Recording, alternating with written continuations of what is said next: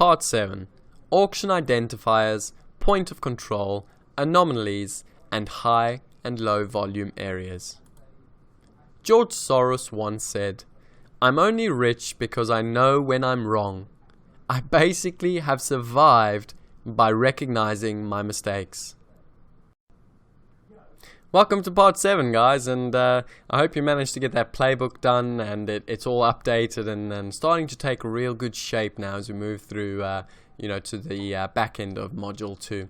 So what we're going to talk about in Module 2 is we're going to start off by talking about the types of auction rotations, weak and strong control factors that you see within the various auctions. We're then going to turn our attention to the volume point of control, talk a little bit about anomalies, and then finish off with the brief introduction of high and low volume areas. Now, before we move on to part 7, I really want to just take a moment to sort of go back over the quote we just saw from George Soros, as I think it's quite pertinent to traders and not just trading, but what George Soros was saying was that he's progressed and he's been successful simply by recognizing his mistakes. Now, I just want to share with you when I was growing as a trader, at one point, I think after 2 years in my career, I stopped and I looked at a lot of the strategies that I had developed, and I very quickly realized that the strategies I had developed were based on the mistakes I made so early on in my career. So, for instance,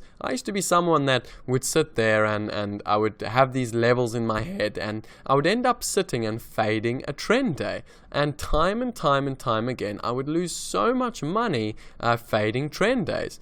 All of a sudden, I developed a strategy of how to trade a trend day, how to recognize initiative price response, and how to take advantage of trend days. Merely recognizing my mistake of losing money on trend days helped me to formulate the strategy. Ultimately, by recognizing the mistake, I became successful and was finally able to not lose money from trading, from fading trend days, but rather make money from going with the momentum on trend days. So it's so pertinent that you understand that quote, as you will again, whether you're a beginner trader or whether you're an expert trader, you would realize, this fact yourself as you're going through your career or as you are already quite established in your career. So let's get to it, our daytime auction rotations. Now, you need to think of the marketplace as a game in which timeframe buyers and sellers are vying for control. In its simplest sense, when buyers are in control, prices rise. When sellers are in control, prices fall. This is the basic premise of auctions. Now, when only one participant is in control, the market tends to one time frame. When neither party is in complete control, price fluctuates up and down as one side pulls and tires, then the other side steps in. When control is shared, we exhibit a rotating market. Now, these two markets can be highlighted as either two time framing markets where neither participant has control, or one time framing markets where we see initiative from one time frame and full control from that one time frame. Now note, one time framing is an aggressive pattern. Volume is therefore not important. So you do not want to be fading a one time framing pattern. Now, and the reason I say volume is not important is that when we see this one time framing, it could be a result, well, it's generally a result of one time frame needs to execute over the period of the day. Now, if he gets the desired liquidity, then we tend to see the one time framing being slightly less aggressive. If he doesn't get the required liquidity, we can see the one time framing being quite aggressive. So it's important that you understand, that one time framing doesn't have to be on high or low volume. What is important is that we do not fade it. Now, what we're going to look at over the course of the next couple of slides is, what these time frame, whether it's one time framing or two time framing trades look like. What's important to understand is that we need to, by identifying whether in one time framing or two time framing, we have to make sure when it's one time framing, we don't have to, rush in because we got, if we can early identify it one time framing, then we can take advantage of it. Now, some of the time frame transition factors that we are going to talk about is one, the need to be ahead of confirmation. So sometimes when you're taking on a trade strategy, you need to be a little bit ahead as opposed to behind. And then sometimes another transition factor will be when we have volatility expansion. So again, both these sort of factors can tell us when there's a sudden shift between two time framing markets and one time framing markets. Let's now take a look at an example of what one time framing and two time framing as well as volatility shifts might look like. Let's now take a look at some of the a few examples in the volume profile of one time framing, two time framing, as well as volatility auction expansion. Now, in the first chart, you will see an example of two time framing. Now, what it looks like, and I think the best way to illustrate this is to compare it directly with the one time framing. In the example, you can see in both instances, the market sells off, but the manner in which it sells off is showing the control that the seller exhibits. Now, in the first example, you can see whilst the seller is sort of selling the market, it is running into sort of responsive type buying, and that's why we kind of get the nice aggressive down move, and then we get quite a bit of two-way trade before we then get another little grind lower, and then a little bit of two-way trade and a grind lower. So whilst prices do shift lower, the manner in which they shift is important to interpret and understand. Whereas the second example, you can see, the seller takes far more aggressive control of the auction process, and we get very little overlap of candles. But more important, one of the most important identifiers of one time framing is that we do not take out, the previous candle's high or the previous, high of the previous TPO of the previous high of the candle. Now, what you can see in that second example is, we continuously grinding lower and lower, forming lower lows and lower highs. When we see this sort of one time framing, we can afford to be a little more aggressive on entry. However, when we see, the two time framing, we then need to be a bit more passive on entry, as the market will give us more favorable prices if we're patient. So that's why we want to identify and differentiate between the auction rotations. If it's two time framing, more passive and wait for the advantageous entry. If it's one time framing, be more aggressive because the market's not going to give you, the desired prices if you wait for it. And then in terms of auction volatility expansion and contraction, it's just how the the size of the number of TPOs or the number of prices that we trade over at any given point. So again, what you can see early on in the third example, the market has very small little ranges. And then all of a sudden, towards the back end of the day, we get a very, very large candle or a very large range, and the volatility just picks up marginally towards the back end of the session. So again, important to understand, when the price response or the volatility is contracting, as well as when it's expanding. So those are three examples of both two time framing, one time framing, and auction volatility contraction and expansion.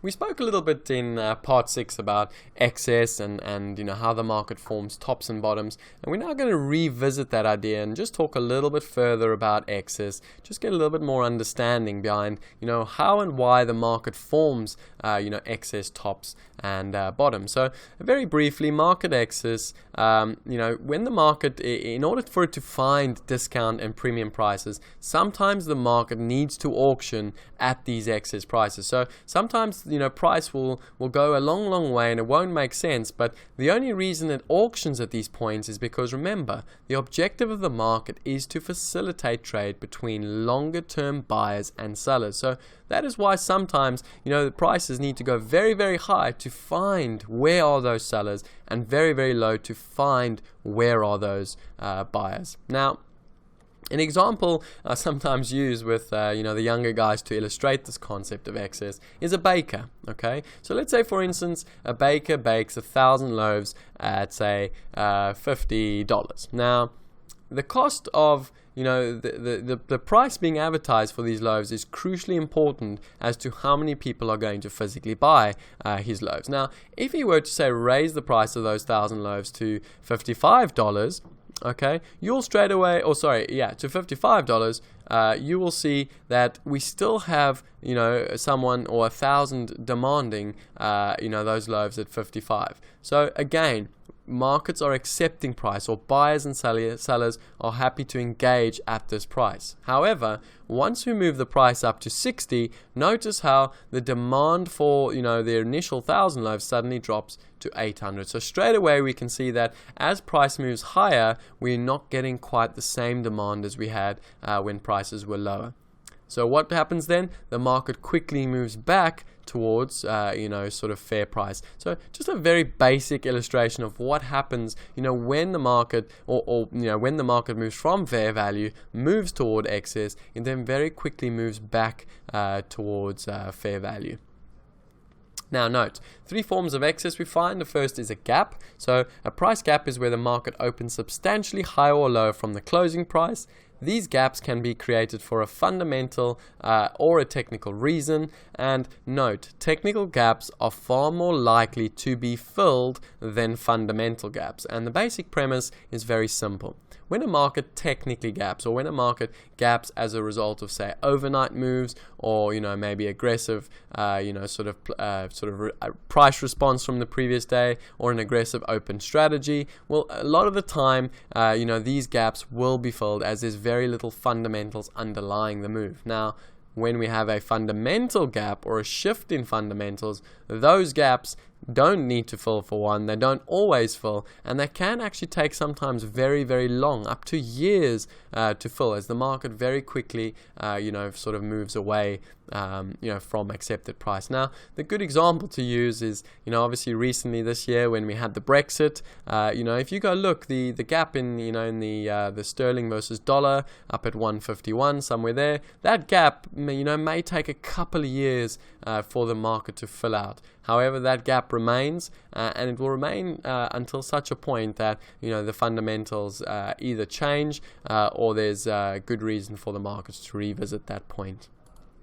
The second form of excess is tails. Now, we get two types of tails. The first is the invisible tail. Now, it's a relatively simple but very important, you know, sort of market excess to consider. Now, when we have a normal tail, you would be able to identify quite easily on a volume profile because it sticks out. Now, an invisible tail doesn't quite stick out that easily, but all an invisible tail is it's a very aggressive auction within the day's range. So it's where a market very quickly initiates, you know, from one point to another and continues to initiate. So an invisible tail is nothing more than an initiative move taken by the buyers or sellers, but within, you know, the already established range of the day.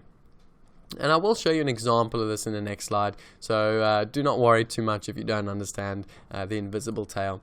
Then obviously the open tail, or, you know, the what we like to think of as the high or the low or the extreme tail. An example we saw back in part 6. Now, the open tail is the tail left within the first hour of trade, so the initial opening of trade, and it's a significant observation point, as we've discussed, as it shows us early confidence in the market's move toward the upside or to the downside. So now we've discussed these three basic forms of excess. The reason we're discussing them is because these forms of excess give us early identifiers. They give us an early indication of potential movement toward the up or the downside. So let's go and have a look what these three examples might look like.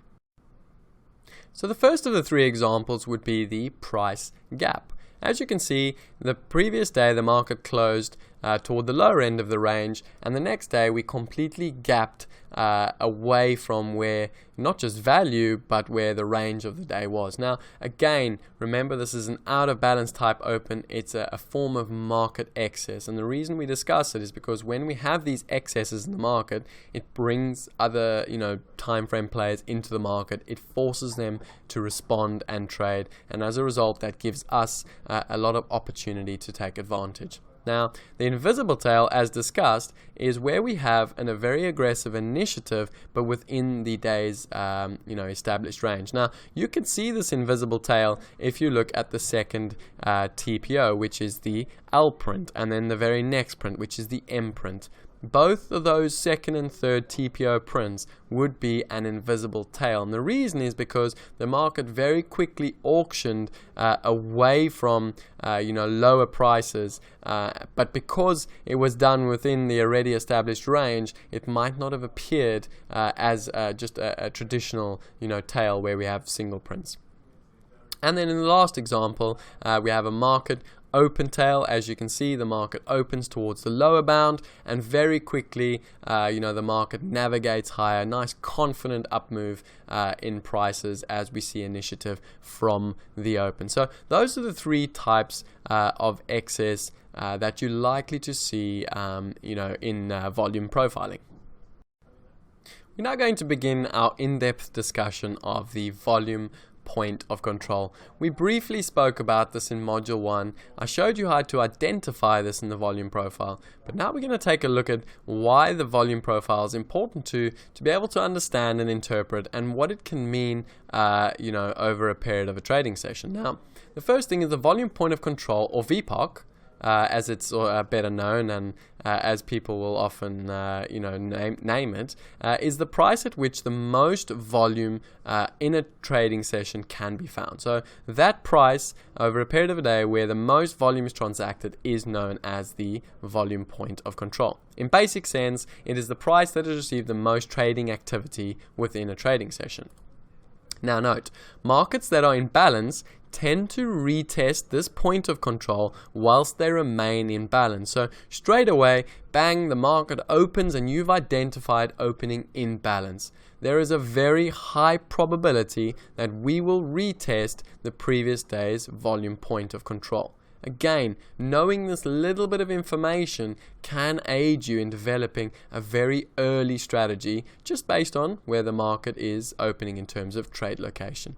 Now, the point of control can also act as a strong reference point in markets that are slowly accepting value higher or lower. So what we mean by that is that when we see a trending day, or when we see initiative taken in the market, what we tend to see is a developing volume point of control. So it may start at the lower end of the day, but then as price rises, we see the volume point of control continues to rise over the entire session. Now, traditionally, as a rule of thumb, in a trend day, the volume point of control will constantly be moving with the trend, and more often than not will literally be closing. The volume point of control will be at either the high of the day in an uptrend or at the low of the day in a downtrend.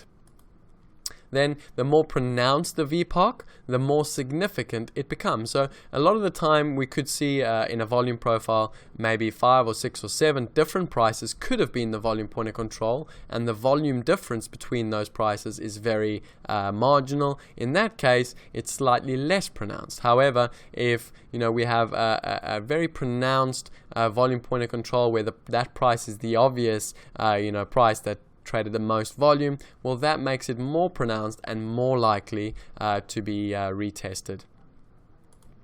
Then we can observe the volume point of control in two ways. One is the static point of control from the previous section, and the second is the new point of control being formed on the current day. So straight away, what we're trying to look at here is that we need to lean on the previous day's volume point of control, but then equally we need to also focus on the current day's volume point of control. And note, the movement of the point of control over a day gives us vital clues as it measures where volume is being distributed relative to trade location. So what we should typically see is that the volume point of control as a kind of almost rule of thumb should in theory be within the value area, or where trade is being accepted. A lot of the time we can see price very quickly navigating away from sort of the value area, but the point of control stays firmly put. And when we have this, we do sometimes tend to get some very aggressive snapback type trades, as the market moves very quickly in terms of price away from where fair value is actually accepted. And then, if prices move aggressively away from the point of control and cannot facilitate trade away from the point of control, there's a very high probability the market will trade back towards the accepted price. A little bit what I was talking about in that previous sentence. So that's the volume point of control. Hi guys, and welcome back to part 7a of the Blackboard Learning Series. Now, what we spoke about throughout predominantly part 7a was we started off with two types of auction rotations you can expect to find. And we said the first and most common is where we have a lot of two-time framing going on. So what do we mean by that? Well, very simply, it's merely where we get a lot of overlap between auction rotations. Now, if this is our first auction rotation and the next auction rotation, then the third auction rotation, maybe we take out the previous low and then maybe continue a little bit higher, and then over the course of the day maybe head a little bit lower, and effectively all we're getting is a lot of two-way type auction rotations. The more directional aggressive type is where we have a one-time framing auction process, and that merely is where we have a series of higher lows and higher highs, or equally a series of lower highs and lower lows. Now, the key identifier and what's important to understand is that when a market is either one-time framing up or one-time framing down, there is a sense of control from either the buyers and the sellers. And we want to identify that control quite early so that we don't stand up against it, but rather utilize strategies that go with the flow. We then spoke very briefly about within these various auction rotations or individual TPO auctions, we spoke about volatility contraction and expansion. Now, contraction of volatility is nothing more than, let's write volatility. Contraction is nothing more than when we have very narrow TPO print. So very, very relatively small, but we move from very wide to suddenly very small. Equally, volatility expansion is merely the opposite, where we move from having relatively small TPO auctions to suddenly having relatively big and then contracting again. So again, we want to be able to differentiate between, contracting, volatility contraction within the auction rotations as well as expansion. And the reason is that we want to identify what created that. What was the cause of that sudden shift in volatility? And then equally, why did we suddenly quieten down? Was it a case of we found, responsive buying? Was it a case of, it was just a positional unwind? What caused that volatility, both contraction and expansion? Remember, every little piece of information you interpret and understand will give you a better understanding of why prices are trading where they are, but more importantly, we can utilize that information to make very objective, probability hypothesis as to where price might go in future.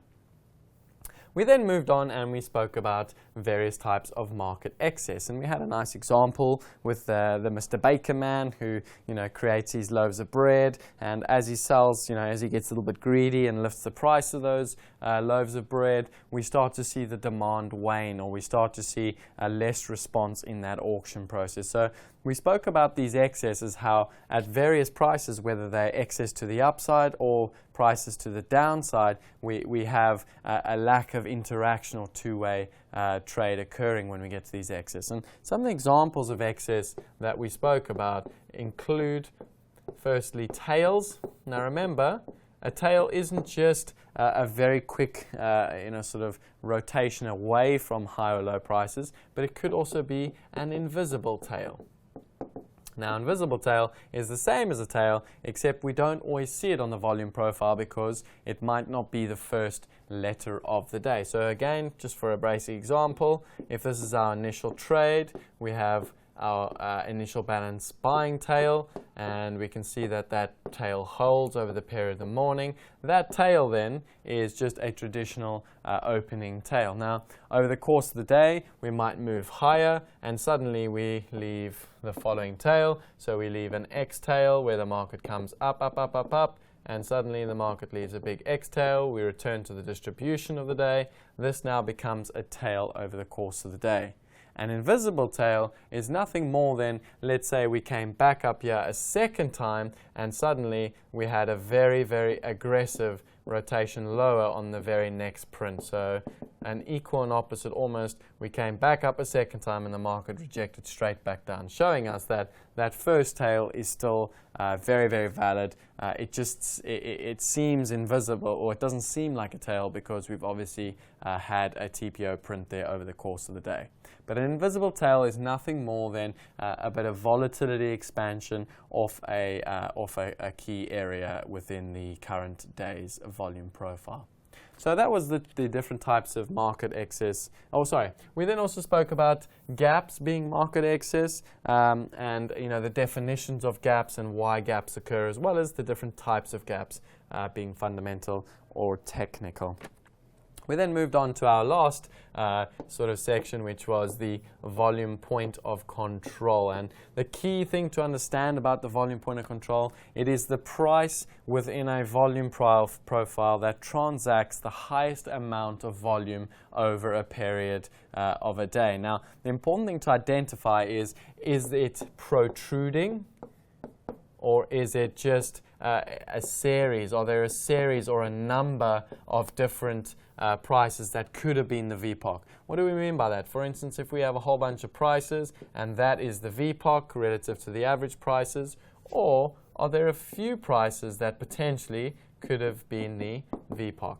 These protruding ones tend to act as a sort of elastic band when the market moves away. They generally want to come and retest that and then maybe fill out. Whereas these types of VPOCs, they're not as prominent, and sometimes they may hold initially or they may reject. The important thing to understand with regards to the VPOC is that you can develop various strategies around the highest traded price of the day. Because we get a VPOC every single day, you can develop very, very specific strategies and execute those strategies in a highly successful manner.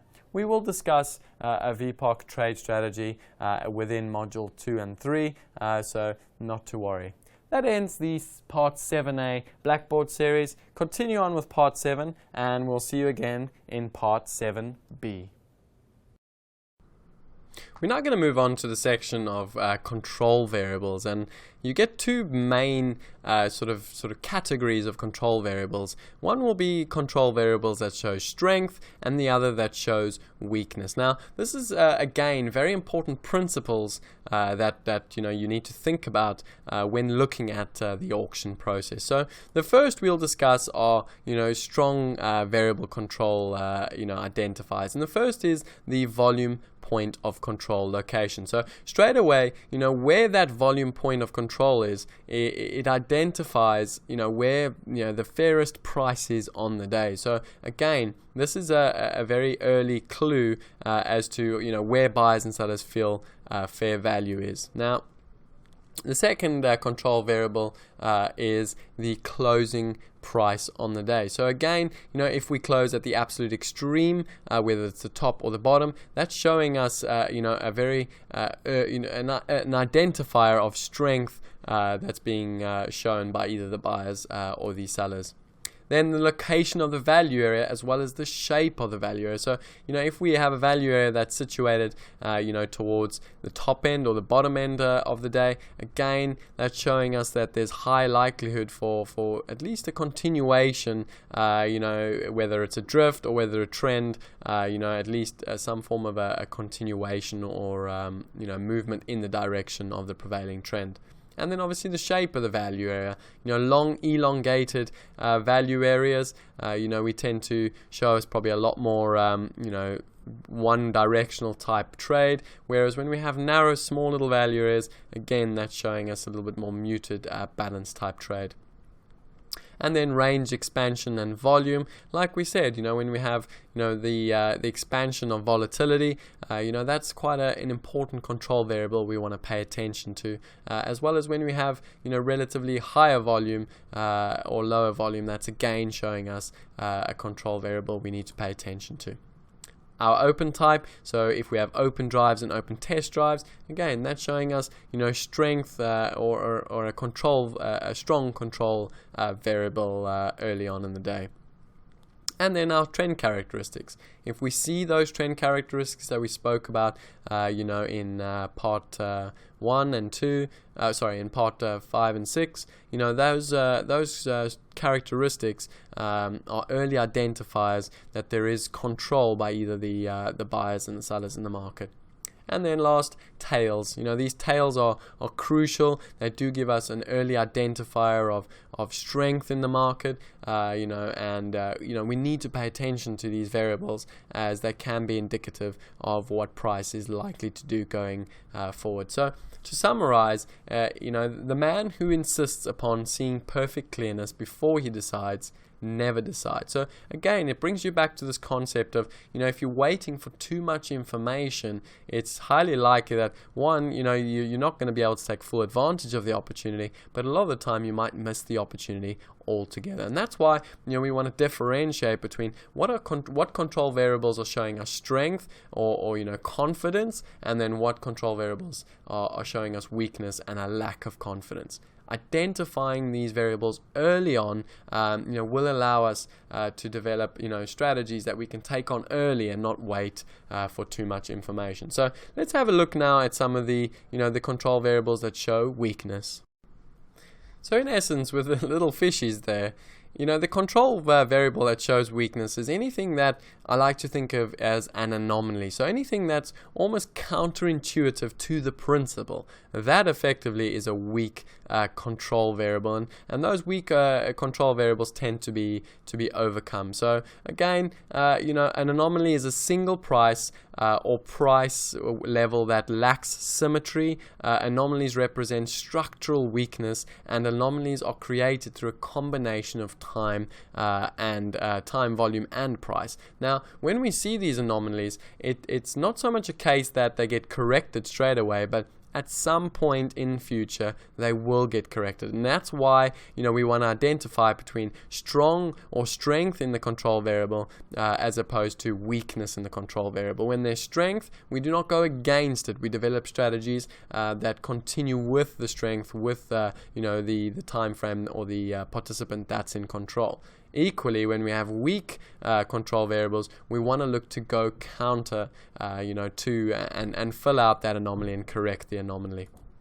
Now, one of the anomalies would be when value is established at one end of the profile, but the market closes well away from the value at the end of the day. So just imagine, for the entire session, the market accepts, that value is being accepted between price 10 and 15, but the market somehow manages to close up at around 20s. This is very unusual, and this anomaly gets corrected over time. Then when we have bad highs and bad lows, we spoke about this in previous sections. Again, seeing double TPOs at the high or the low, or seeing very high volume or relatively high volume transact at the highest prices and the lowest prices of the day is very unusual, and that anomaly tends to get corrected.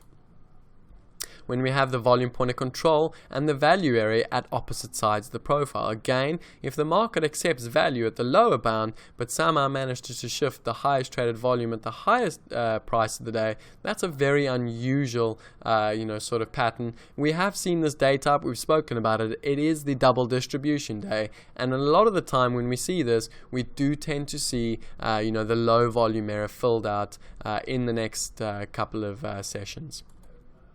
And then a low volume area within a value area. So it's very unusual that a market very aggressively goes and leaves sort of a very aggressive area away from a value area. It does tend to fill out the value area. So if at the end of the day you see a value area that's got a lot of sort of low volume traded areas, that point will eventually be traded out.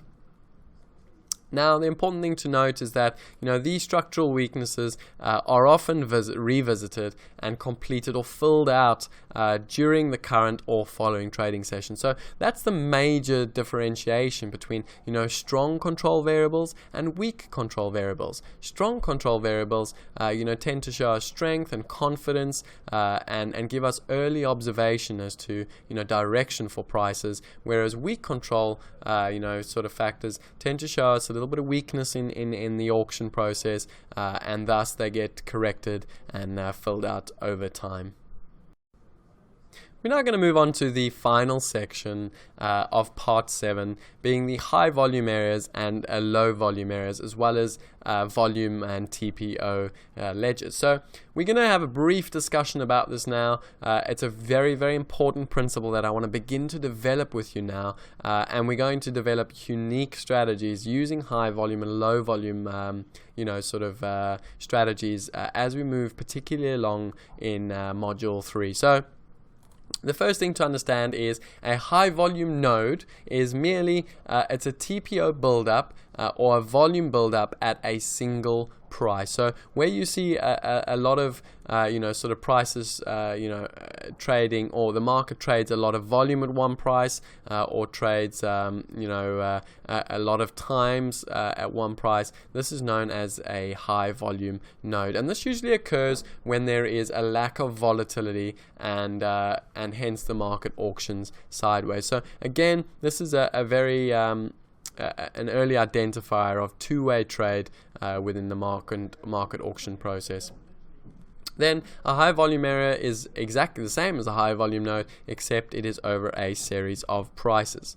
The low volume node is the exact opposite. It's where a price has been skipped over and very little trade has been facilitated at that price. This can be identified as a single TPO or a time price observation, or a letter in the volume profiles, or very, very low volume relative to the rest of the volume profile. The low volume area, again, is just a series of prices where there is a low amount of volume traded, or quite a few single prints within the profile. Now, a market that has created a low volume area will usually initially hold this area and facilitate trade above or below the area. It shows that there is an element of control from either the buyers or sellers. Once the low volume area begins to trade, the effort is negated and typically the low volume area will be faded out. Now, crucial you understand this. We are going to develop some fantastic strategies using low volume areas. Remember, a low volume area is a control identifier within the volume profile. Now, this control identifier merely gives us that little bit of a not necessarily a bias, but a little bit of a focus on either being only a buyer if there's a low volume area from the buy side, or only being a seller if there's a low volume area from the sell side. Remember, so long as that low volume area remains, we want to continue to go with the direction of the underlying trend. So we are going to pay a lot more attention to low volume areas as we go further along in not just this module, but module 3. Then low volume areas will typically be traded out and can sometimes then turn into highly traded areas. So note, if that low volume area doesn't hold and the market does start to penetrate into that low volume area, it does tend to fill it out completely, and a lot of the time a low volume area can turn into a highly traded area. Then a ledge, lastly, a ledge is an anomaly that can be identified as a series of TPOs or volume. It's a build-up of activity at a few prices, and these ledges can form as a result of a lack of volatility and confidence from either sellers or buyers to breach a certain point. Ledges show price pressure, but also an obvious point for exits. Once the ledges breaks, we typically see stops. So a ledge, as I'll show you in the next example, is nothing more than a lack of volatility which creates a buildup of volume at one price, or quite a lot of TPOs at one price. Now, the important thing to point out is that these ledges can often be a catalyst for stops, and that's why we pay attention to them, because they do give us potential for a short-term trade opportunity. let's now have a look at these two examples of low volume areas, high volume areas, and a ledge on the next slide. So as you can see with the charts provided, the first example is what we call a TPO ledge. Now remember, a TPO build-up or volume build-up at a single price is a ledge. So in the first example where the pink line is, you can see there's 4 TPOs, so 4 times the market traded toward this price and couldn't get below this price of 74. So that becomes a TPO build-up or a ledge. Now remember what we said, more often than not what you're going to find is that there will be stops triggered in and below that ledge. Now that's why we pay attention to it. And what I will point out is this is very much a short-term type trade opportunity. We're looking for stops, and then again, remember what we said, if the market does choose to fill out the the low volume area, then we could see continuation lower in prices. So that's what we would call a TPO ledge. Now the flip side to that is what we call a volume ledge in the second chart. Now what you can see is that we also have a kind of a ledge in terms of TPOs over a number of prices, but then also we can see it with the volume in the bars on the right. So that would be a volume ledge as well as a TPO ledge. Now these ledges, they show a build-up of two-way trade, and again, once we sort of penetrate past those ledges, we then tend to get a little bit of stops and potential for continuation. So that is why we pay attention to it. Now just note, a ledge defending a low volume area, so like we can see for instance in the first example, we have a ledge there defending a low volume area or an untraded area with that large K-tail. That presents an opportunity, but note guys, it's very obvious. The naked eye can see that it's quite obvious, and for that reason, once that ledge gets penetrated, we're likely to see a lot of two-way trade, as the market fills out, that untraded area. So again, it's not as straightforward as you sell for the stops and it'll continue all the way lower. Sometimes it can take almost the entire session to fill out that low volume area. In a high volume area being defended by a ledge, as in the second example, it's slightly less obvious and therefore more effective. So once we take that ledge to the upside, in this example to the downside, we're likely to see maybe a little bit more stops, but also a little bit more easier continuation as it's slightly less obvious. Then note, ledges show price pressure, but also an obvious point for exit. So there's a confluence of stops behind the ledge, and by that token, if it's a very obvious that there's going to be a lot of stops there, you need to execute very methodically and very mechanically. Why? Because there'll be a lot of other algorithms and shorter term time frames that will be doing the same. So if you're going to look into these ledges as a trade opportunity, just bear in mind they are very automated mechanical type strategies. Now just with regards to high volume and low volume areas, in the first example you can see that long K-tail of untraded low volume nodes. As you can see, the volume is very, very low there, so that is a low volume area relative to the rest of the profile. In the second example, you can see what a high volume area is relative to a low volume area. So where all that volume is being dispersed, that would be a high volume area, and where all the less volume is being dispersed, that is regarded as a low volume area. Like I said, we will develop these strategies toward not just the end of this module, but the module 3 as we move along. Well done, this is the end of part 7 now. Go and get that concept checker done and make sure you complete your playbook. Hey guys, welcome back to part 7B Blackboard Learning Series. What we're going to talk about is, what we spoke about in the second half of part 7. We got some really exciting principles where we started off talking about some of the major control variables that you'll find within the auction process. And these control variables we broke down into sort of strength and something that shows us almost a little bit of bias within the auction process. And then we spoke about weak auction process signals that the market can show us sometimes in the auction process. So some of those, let's go through them. So we first had the strong auction variables and control variables. And the first was where the VPOC is located. Now, we spoke about how we can have a VPOC shifting over a period of day as the market accepts higher and higher prices. And we spoke about how as the market is moving up aggressively, if it's shifting that VPOC up with it or going with the trend, it's showing us strength within the auction process. We then also spoke about the closing price and where that price closes on the day being significant for potential early direction the next day. We spoke about the location of the value area. In other words, where are we trading today based on yesterday? We're trading in a value, outside of value. We spoke about range expansion. Does the market and the volume show us an expansion? Are we doing much bigger ranges than the previous day? Is there a lot more relative volume? Is volume generally high? All these types of factors, show us a lot of control variable strength. We then also spoke about various trend characteristics you can expect to see.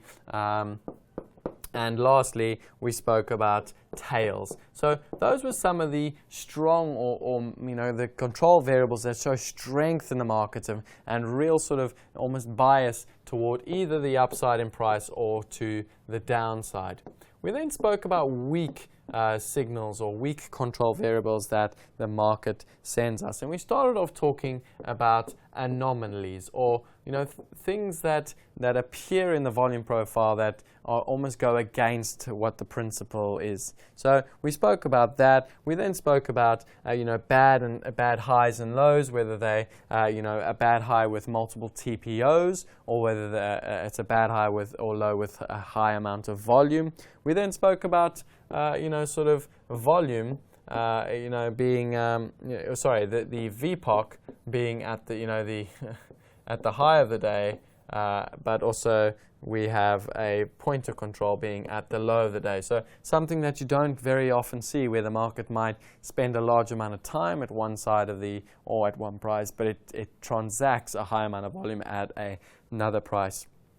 We then also spoke about low volume areas, and we then also spoke about various other types of weak control variables. So we summarized the two, but most importantly, we identified what strong and weak control variables mean to us when we develop our strategies. Don't forget, every one of these principles that I go through with you, I go through because it gives you just that little bit more understanding about the dynamic and context of the market. If you understand the principles, you can develop the most incredible trade strategies, but you need to understand these principles first. We then moved on and we spoke about high volume areas, low volume areas, and ledgers. And very simply, I'm just going to illustrate them. A high volume area within a profile is where a market transacts a high amount of volume, a high amount of activity. We then have equally a low volume area where the market might transact, and we have a low volume area.